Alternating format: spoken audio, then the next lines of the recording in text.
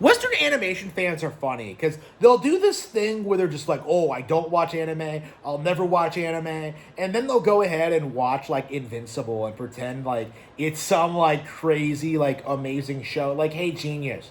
Like, One Punch Man is better, it's better animated, it has a better story, it's more unique.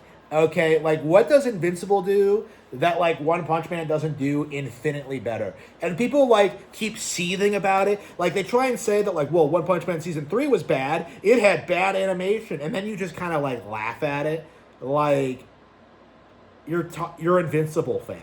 Like, what are you talking about? Like, we're seeing like people like slide JPEGs across like still backgrounds. Like, Invincible's animation is a joke. Like, people are saying AI could do better. Okay? Like, Invincible is just like, it's such a weird situation because like the community wants you to believe that Invincible is like some huge IP that's gonna stay relevant for like years and years, and it really does have that like aura of just like the sort of thing that's gonna instantly like fade from public consciousness once it ends. Okay, like Game of Thrones is a really good example of that, where it was like the biggest thing on the planet throughout the 2010s, and then it ended, and now like no one talks about it anymore, and it's just kind of a joke. Like whenever the only time it ever gets brought up now is like when George R. R. Martin like talks about how he still hasn't finished Winds of Winter. Like, that's where Invincible is. Okay, One Punch Man season 1 came out a decade ago. Okay, one of the best shows ever made. Season 1 of One Punch Man by itself is better than all of Invincible. In fact, like, Invincible would be like a Monster of the Week scenario in One Punch Man, where like One Punch Man, like one punches like Saitama, one punches like Thrag and Alan the Alien, like and then just goes home. Like again, nobody in Invincible is like they're all just like clones of Superman at its core. Like, it's just some weird like subversion of like the Superman mythos. Like, there's nothing unique or interesting about it. Like, whereas like One Punch Man does a way better job creating its own unique setting and like having its own vibe and personality, and like having all these distinct characters in the setting. Actually, like like everyone knows that Saitama would one shot like all of these like Invincible characters, but like what's less talked about is that like anybody else in the setting can do it, because like people don't really understand like that generally speaking, like One Punch Man's like power scaling is like way beyond that of like any other like superhero show. Like Garo could do it, like King could do it, like Blast could do it. Like, there's plenty of characters that could like stop like the Viltrumites. Okay, it's not exactly like that big of a deal in the setting. So like basically what we have, okay, with One Punch Man is that we have this really good ongoing story, right? Which, by the way, has a manga adaptation. So for those of you who think One Punch Man is still is just an anime, wrong. The manga's gone way past where you are in the anime right now. So the manga is still ongoing. It's been running for constantly. It has way better art than anything in Invincible. Way more memorable characters. It has way better fight sequences. Some of the best fights in fiction, period, I would say. Phoenix Man versus Child Emperor, I think, is like, it's probably the single best fight I've ever seen in any piece of fiction ever. Like, I can't think of anything that's like better than that. But yeah, Phoenix Man is hilarious, by the way. But like, yeah, like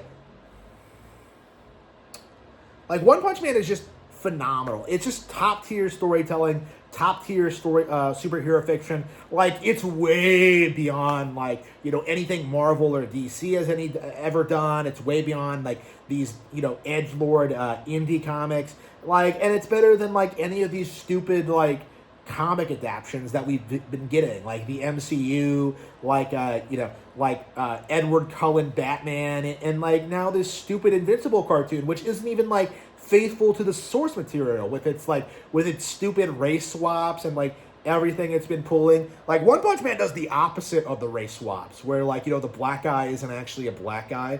One Punch Man is so base that you can't even like wrap your mind around it, really. So like, so what we're seeing now, like in this community, like what we're seeing now in like the Invincible community is that they really think they can use like the reputation of like One Punch Man season 3 to push the idea that Invincible is somehow better when like, you know, meanwhile in their actual show, you know, JPEGs are flying around slamming into each other, and like in the actual story, like, you know, Adam Eve is getting an abortion because she's such a strong female character.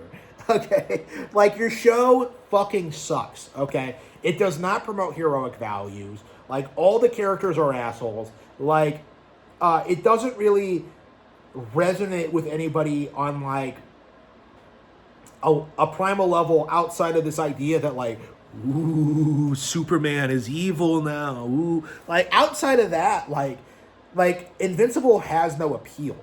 Like, oh, but there's blood everywhere, bro. Like, you can't even really say that because, you know, One Punch Man is pretty messed up. Like, you always see the monsters just explode, right?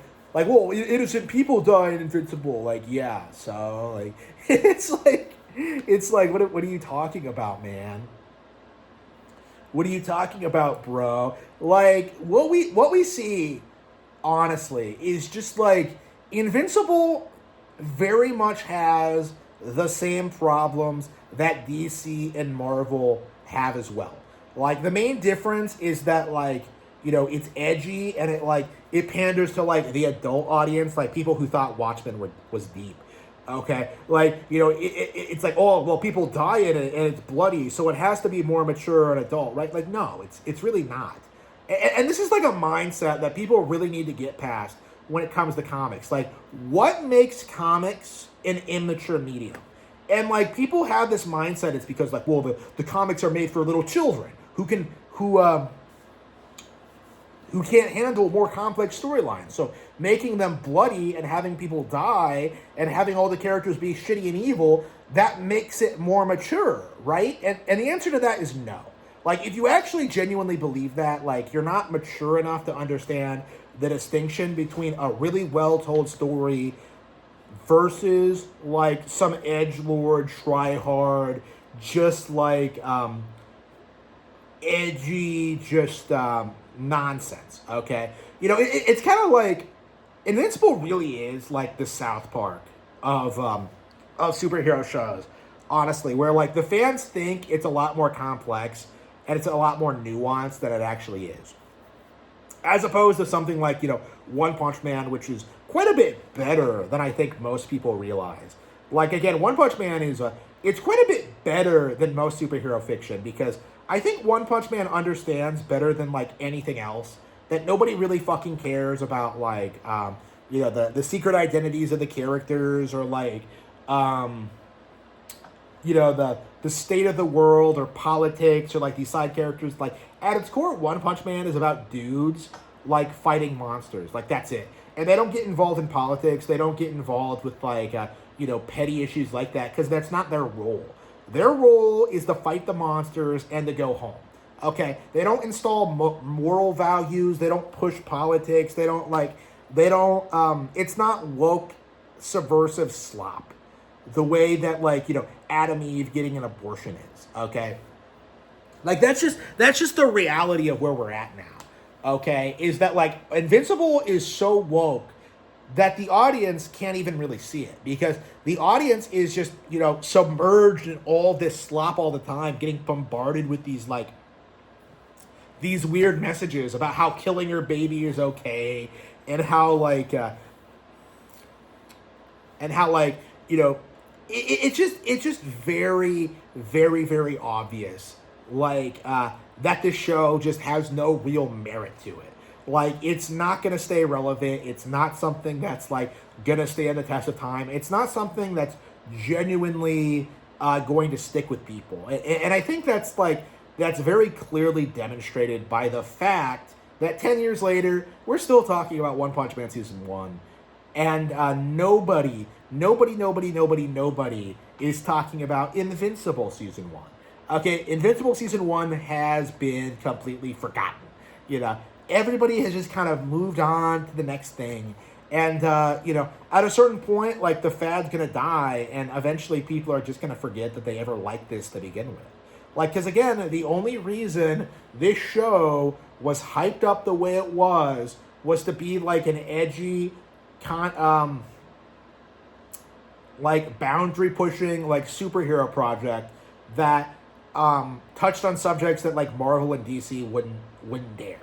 Okay, like that's just the reality of it. That is like the situation that we have with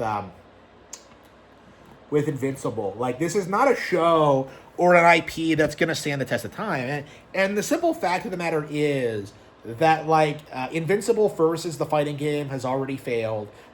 Comic sales are going down. They're getting mocked by, like, the far superior manga, right? Invincible as a brand is finished. There's nothing really that they're going to do. Oh, yeah, that's right. Yeah, they're saying now that they're going to release, like, a ton of, like, spin-off content and like filler content to try and pad out the brand more, and you just know it's going to be like, even more like woke subversive shit.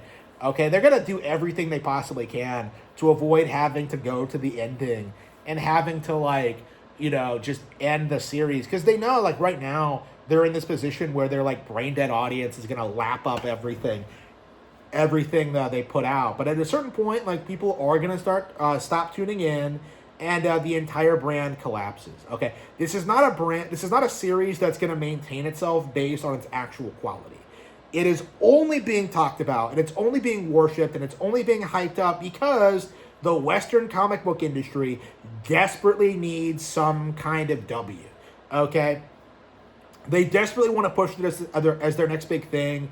They desperately want to push this as their something to be excited for. Like, it's really in a lot of ways the only cartoon that you see people like really talking about these days. Like, it reminds me a lot of Rick and Morty, honestly. Like, remember when Rick and Morty was like supposed to be this huge like super intelligent show, and that could only be enjoyed by people smart enough to not believe in God? Like, remember that? And then remember how quickly it fell off after season 4, and how it's where it's at now, where it's completely irrelevant.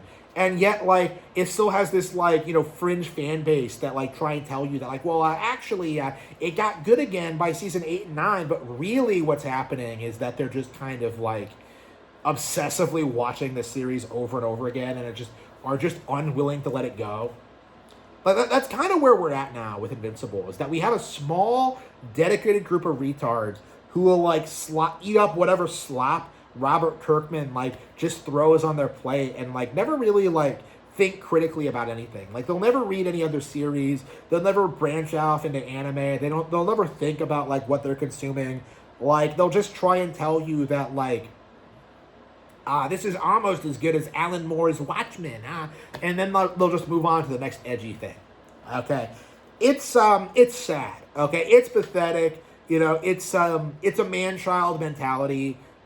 It really is, I think, the modern day equivalent of the Star Wars debacle, where people wasted their lives obsessing over Star Wars and obsessing over George Lucas, and like demanding more content instead of just living their lives. Like, it's just pathetic, and it really does need to be brought up just how like desperate the community at large is to preserve this like narrative that somehow Invincible is some like amazing show.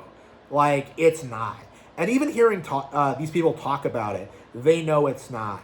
But they have to keep up the illusion for as long as possible, as long as the show remains relevant, because until it becomes safe to talk about how bad it's getting, say season 8 of Game of Thrones, like, speaking out about this show and about how low quality it is, like, they'll be going against the herd. And that's scary. It's difficult to break away from the herd, and so they'll just munch along, with the rest of the cattle, as the wolves circle them, searching for their next prey. Like, this is something that is just not going to work out well for you at all. Okay, what we're gonna see is a complete and total collapse of the Invincible IP. This is not something that is going to remain relevant. This is not something people will remember. It's not something that anybody cares about. The only reason this show is talked about in the mainstream is because of this awful, awful cartoon.